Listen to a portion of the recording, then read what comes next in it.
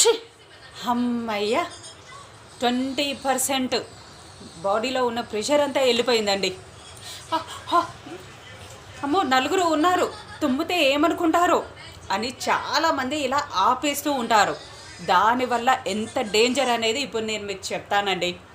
మనము తుమ్మినప్పుడు 20% ప్రెషర్ బయటికి వెళ్ళిపోతుంది. అదే ఆపుకోవడం వల్ల ఆ 20% ప్రెషర్ వల్ల స్కాట్లాండ్కి చెందిన ఒక వ్యక్తికి ఏమైందో తెలుసా?